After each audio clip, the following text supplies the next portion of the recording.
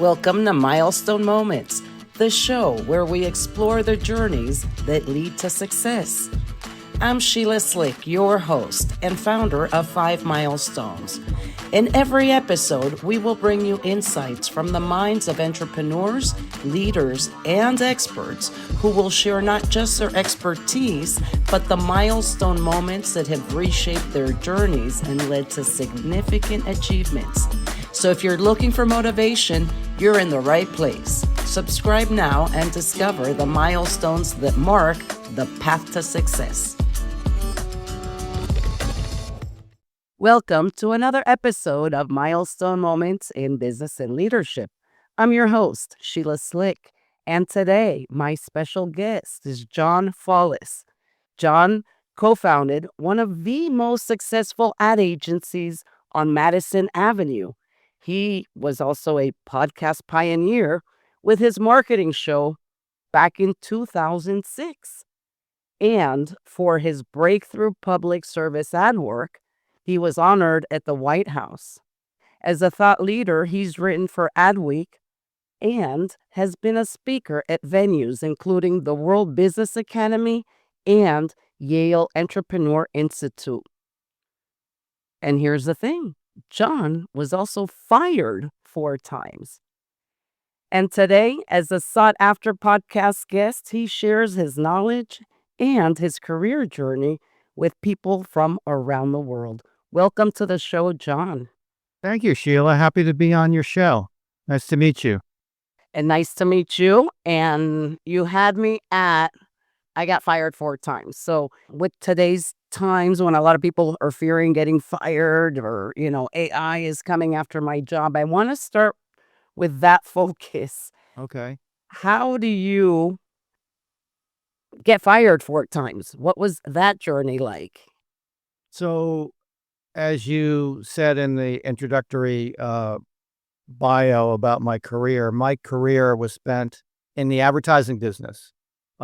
25 years of which, actually about 35 years in New York City. The first 10 years of my career, I worked for major ad agencies. Prior to New York, I worked in Chicago for 3 years. And when you work at a big ad agency, it actually doesn't take a lot to get fired. There's kind of a saying in the ad business, which is kind of funny, and it goes like this, that you can't be any good if you haven't been fired at least once.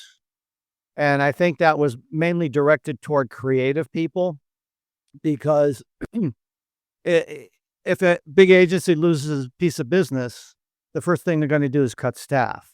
So it may have nothing to do with your talent or lack of talent. They just have to cut overhead. So you're vulnerable. In my case, 2 of the 4 times I got fired, I was brought in by a guy that I was supposed to be working with, who only after 3 or 4 weeks of bringing me into the agency, found a better job and left the agency. So without that guy at that agency who hired me, who brought me in, who wanted me to be there, without him being there, I was very vulnerable to office politics. I don't know if you've ever worked for a big corporation, but in any major corporation, you're going to get a lot of politics. And then when you talk about New York City and the advertising business, very, very political. A lot of big egos. And if you don't have someone at that company who's covering your back and wanting you to be successful, there's a good chance you're going to eventually lose your job. So that happened to me twice. And then, the 2 more other times, I have to say this also, Sheila, my personality did not fit well with the kind of corporate mentality. I didn't realize it at the time because it was early on in my career, but I came from a family of entrepreneurs, and it was very hard for me to kind of deal with a lot that I saw going on at these big companies. I remember a couple of times I had a hard time. You really have to be careful what you say and who you say it to. And one of the agencies I got fired from, I opened my mouth in a meeting and said something that I should not have said, and I don't think that helped my future at that agency. So again, I think my DNA is as an entrepreneur. I just didn't realize it at the time because it was very early in my career, and I was just trying to do my best to do well at these companies that hired me. But I realized after getting fired and taking an entrepreneurial path that that was really uh, my destiny. That was really what I was meant to be doing. So, before I move on to the next question, what was the biggest life lesson that perhaps you can share? Someone that may be fired or may be fearing fire. What was that life lesson? And I think it's going to be a good one because I know my listeners can't see what I'm seeing, but there's a lot of success behind you because I don't know that Yeah. you can fit another trophy or award behind you. Well, every time you lose your job, you have to look at it instead of a big negative, which certainly no one wants to get fired. You don't want to have someone tell you that we're not going to pay you anymore. Good luck. But it's also an opportunity to reevaluate your career path.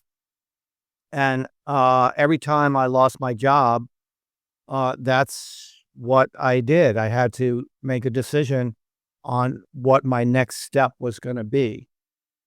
And the first time in my case, the first time I get fired, I just wanted to get back on the horse, get another job at another agency as quickly as possible. But when this starts becoming a pattern, as it did in my case, I mean, I didn't just get fired 4 times, Sheila. I got fired 4 times in 8 years. So so if you do the math, it's like every other job I got fired from. I had 7 jobs in those 8 years. So I got fired from most of the jobs that I had.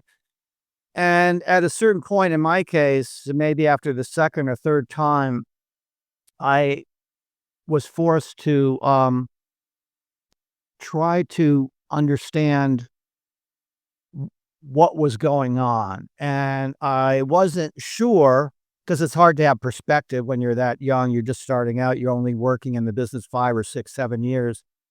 Now it's easy to see. I didn't do well in the corporate environment because corporate environments, one thing, if you've worked in any of them, you'll realize that there are a lot of people in senior positions um, that aren't that smart and aren't that talented, but pretty much in every case, they know how to navigate the office politics to get to where they are. And that's one of the things I was beginning to realize that I was not good at politics. I didn't really want to try to focus my energy to try to be good at politics. I was a creative guy, a writer, and an art director. That was my skill set. And I didn't want to have to suddenly switch gears and learn how to be a good politician so I could move up in a corporate environment. I just decided that my focus needed to be to find a company that was more interested in my creative talent and how I could solve their marketing and advertising problems for their clients creatively. So I just a big shift for me was when I started shifting my focus from these big political agencies, these big corporations, and try to find smaller agencies that just needed someone to come in on a freelance basis and be a hired gun and basically work. Sometimes it was a couple of months, sometimes it was just a couple of days, but just to come in to solve a creative problem. And once I made that decision and kind of shift my focus and started getting freelance gigs at some smaller agencies, was when my career started going in a very positive direction. It flourished. So that has even led you to receive or be honored at the White House and at the United Nations. Can you tell me about that? So as a result of the success that I started having when I was working as a hired gun doing freelance, I worked on one campaign that was an extremely high profile, successful campaign in New York. The dream for any creative person is to be associated with a campaign that people know about, that they like, that creates a buzz. So that happened to me about a year after I started freelancing. I got involved with a campaign that everyone was talking about, and that caught the attention of a business guy who called me out of the blue because he was looking for a creative guy. This was a business development guy who had also worked at big agencies, not had a lot of success, and was trying to find a creative guy that he could collaborate with so the two of us could pitch business on our own and try to build our own agency, essentially. So as a result of this very successful campaign, he called me up. We started a conversation. We started collaborating. And very quickly, we started becoming successful because I was really good at the creative. He was really good at getting meetings and talking to clients. And that combination where we complemented each other enabled us to almost immediately start winning business and become successful. Now, you asked me about getting invited to the White House. So getting invited to the White House came out of the agency that he and I eventually started. What was great about this guy, this partner, was that if I came up with a great idea for anything and he was excited about the idea, he would just try to find a client for the idea. That's not the way it normally works. Usually you find a client, you discuss them, you find out what their business and marketing goals are, and then accordingly you move forward and you show them some ads for whatever problem it is they're trying to solve. In this case, I came up with a child abuse ad on my own. I was watching TV one night, and there was a documentary on Adolf Hitler, and during the documentary, the show mentioned that Adolf Hitler was abused as a child from his father, and I thought, wow, that's an interesting fact. Let me see if I could turn that into an ad for child abuse prevention. So I came up with an ad. It featured Hitler in the ad. I showed it to my partner. We contacted the National Organization for Child Abuse Prevention, who was working out a deal with the NBA, the National Basketball Association, that was going to give them $5 million worth of their TV media time to run some TV commercials during the NBA playoffs. A lot of major sports organizations will team up with some nonprofit organizations just because they think it's good PR for them, whether it's Stay in School or child abuse prevention or any cause. If you notice the NFL, NBA, they're always aligning themselves with these kind of organizations. So we happened to be at the right time, at the right place, while they had just been given this deal, $5 million worth of TV time, and they needed an agency to do some TV commercials, public service announcements against child abuse that were going to be running during the playoffs. And this is when Michael Jordan for the Bulls was going up against Magic Johnson and the Lakers, or early 90s. So that year, 24 million people watched the NBA playoffs. And I had 3 commercials that I came up with that ran during the playoffs. And about, I don't know, almost immediately after the commercial started running, because $5 million, Sheila, in the playoffs were maybe 3-4 weeks. And we're talking 1991 media dollars. So that would be probably $10 million now. You spend that kind of money in a 3 or 4 week period, those commercials ran like crazy every game. So everyone who was watching basketball was seeing them. And apparently one of the people that was watching the playoffs that year was the president of the United States. It was George Bush. Because about a month after the playoffs ended, I got a letter from the White House. I thought it was a joke. It was not an election year. It was like June, I think, whenever the playoffs were over. So they weren't asking me for a campaign contribution. I thought it was a joke. I opened it up. It was a very fancy invitation to a White House reception to be one of a couple of dozen people from around the United States who had contributed their time and talent for a public service cause, and that's how I got invited to the White House. And then, after that invitation, about a month after that, the original ad that I came up with featuring Hitler that the organization did not want to touch. They didn't want to run an ad featuring Hitler. We found another organization in Albany, New York. There was another chapter of the child abuse organization, who was more than happy to run the ad as a newspaper ad. And the ad ran. They started getting all kinds of calls from psychologists, guidance counselors, everyone who was like really blown away from this ad associating Hitler and child abuse, because it was a very, very powerful message against child abuse prevention.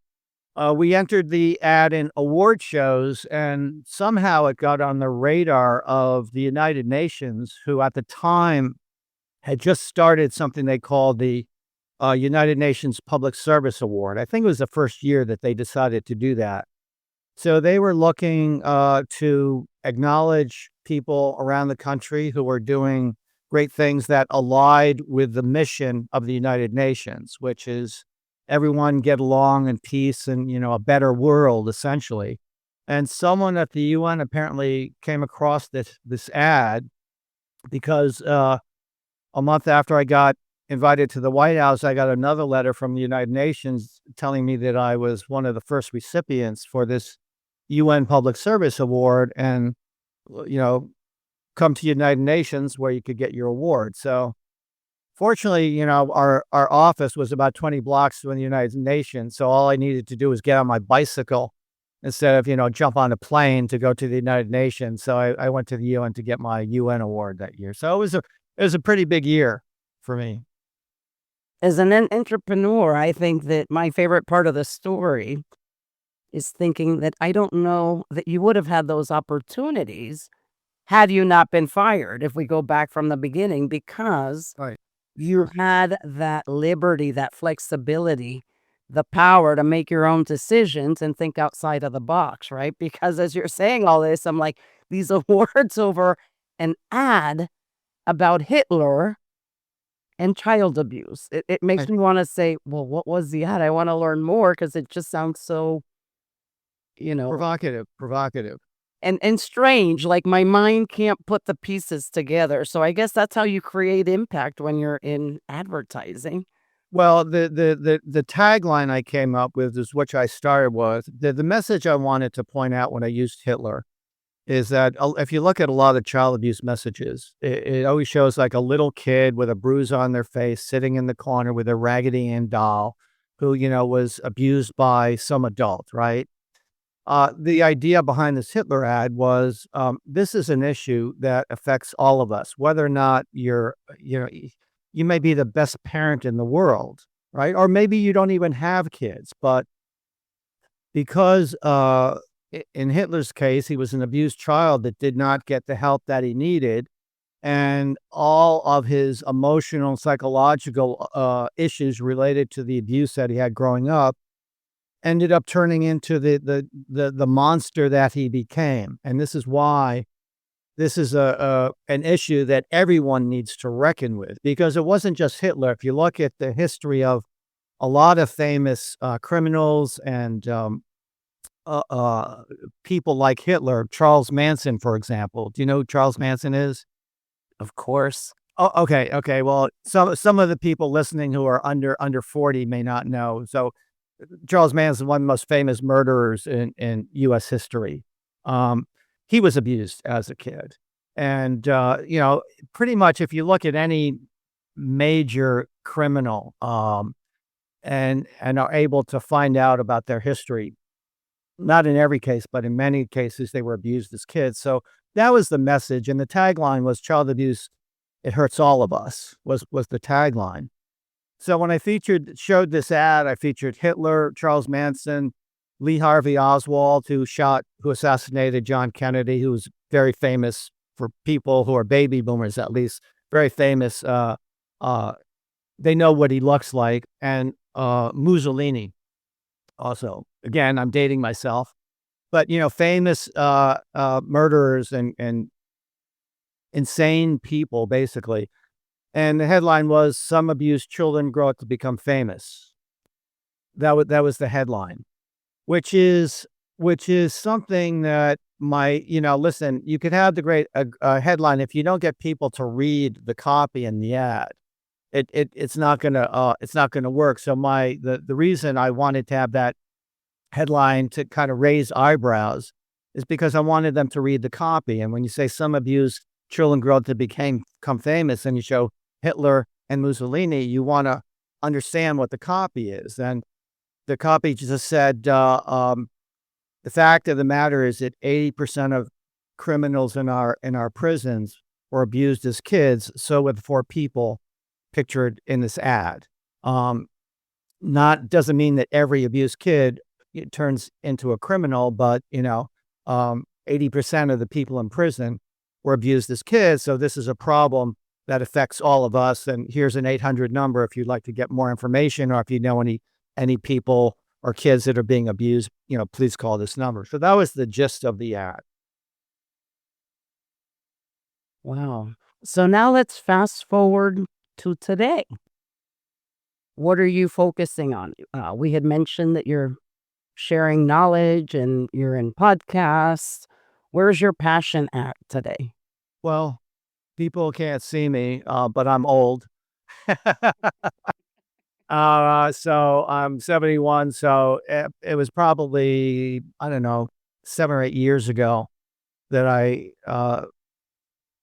looked at my net worth and my financial situation, realized that if I didn't want to, I didn't need to continue hustling for clients and hustling for work. I could pretty much focus on anything I wanted to do. And one of the things I enjoy doing is this.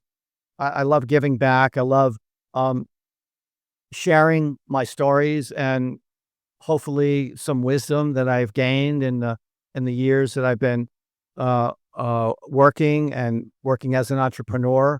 So I've been at this point, Sheila, close to 100 podcasts I've done in the past several years. As we talked about earlier, I was also a volunteer for SCORE, the organization for retired executives. So now I like continue. I mean, basically, this is what I've done throughout my career, is try to find time to work for public service organizations and causes that I'm passionate about. Just now that I have the time, I could devote a lot more time to it than I was able to when I was working full time. So that's one of the things I enjoy doing now. It's leaving your legacy. Yeah, for sure. So what do you want to be remembered for?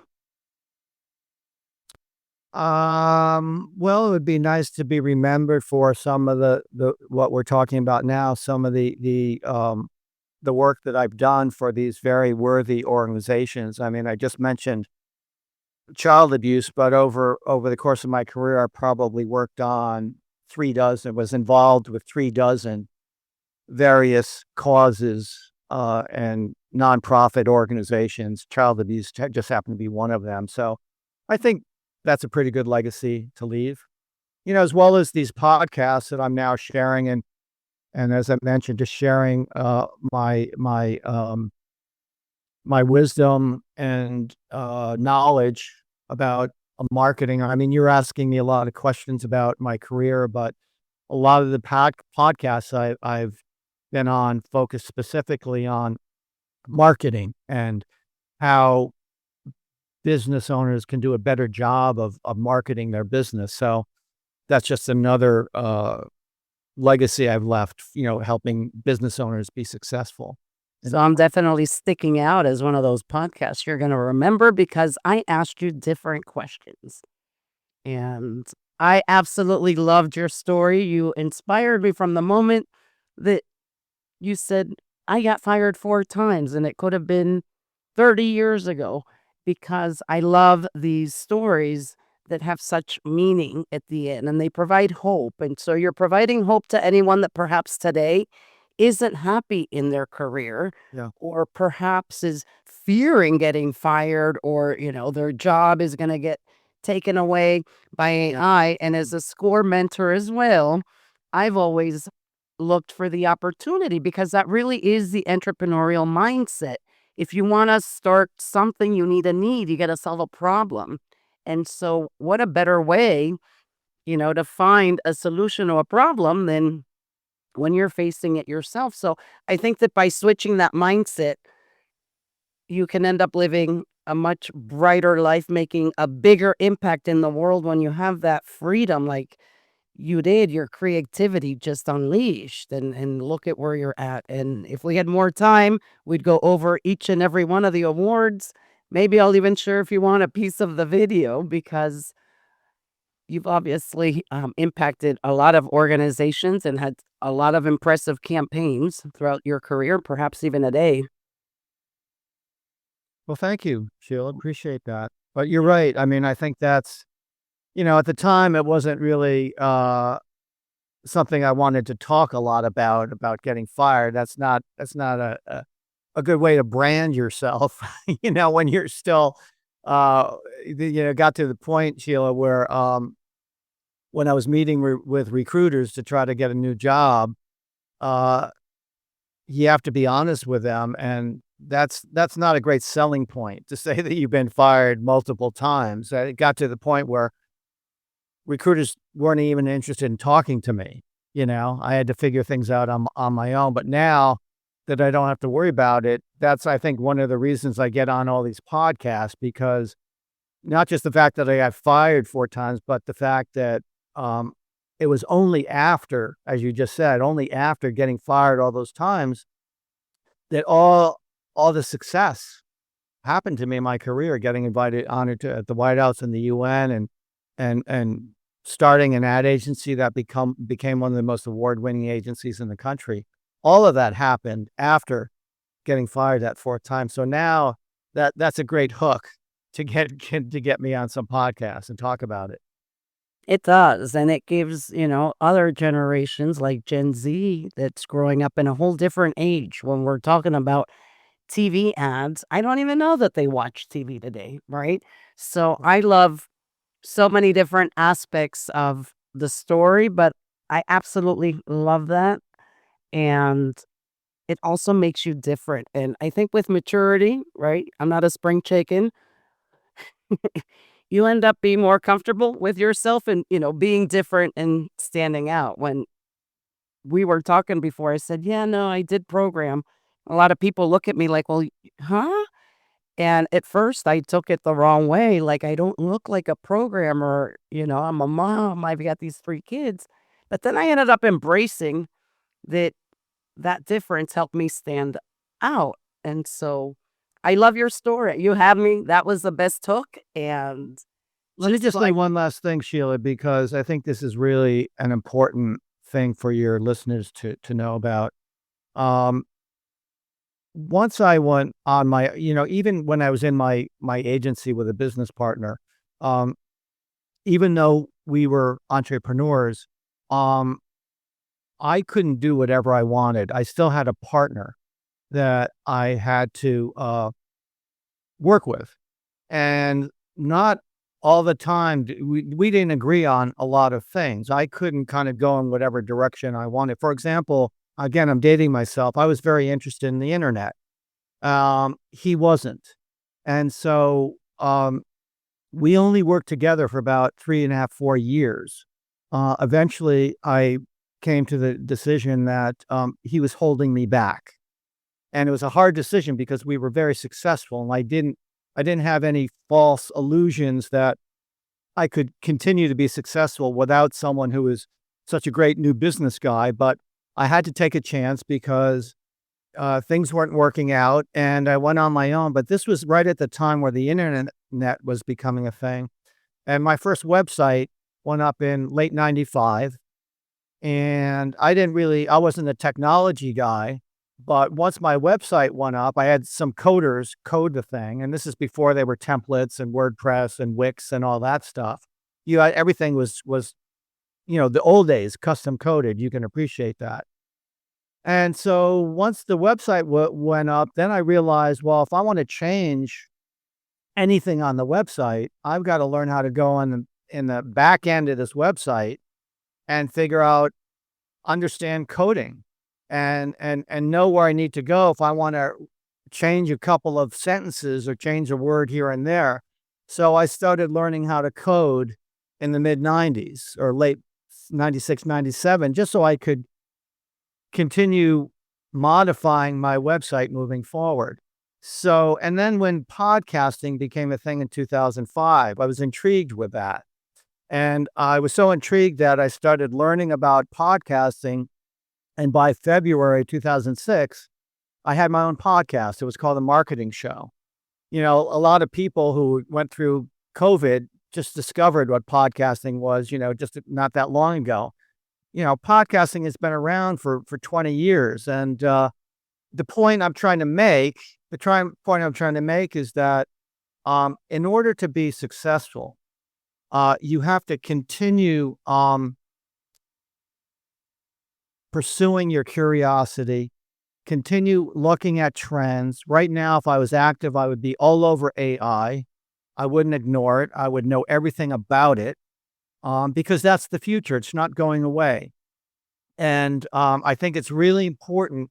I don't think I would have continued to be. After I walked away from my partnership, I was on my own for about 25 years, basically without a business partner, doing my own thing. I didn't know I could be successful because I don't have a business background. But one of the things that enabled me to continue to be successful is what I'm talking about now, to continue to be an early adapter to some of the trends that you can see coming down the road and know everything about it. Because if you don't, your competitors will. And that's where you'll lose out to your competitors because they're engaged in it earlier than you are. So you've got to really be able to be aware of the coming trends and know everything about them, so you can brand yourself as an expert in all the things that are coming down the road. So that, and I think it's an important message for all of your listeners to hear, that you have to constantly evolve your business model, as I did. Well, thank you so much for joining me today. Thank you, Sheila. My pleasure. Great, good listen. Good luck with your podcast. Thank you all for tuning in to another episode of Milestone Moments in Business and Leadership. I will leave all of John's contact information so that you can follow his journey in the show notes. Until next time.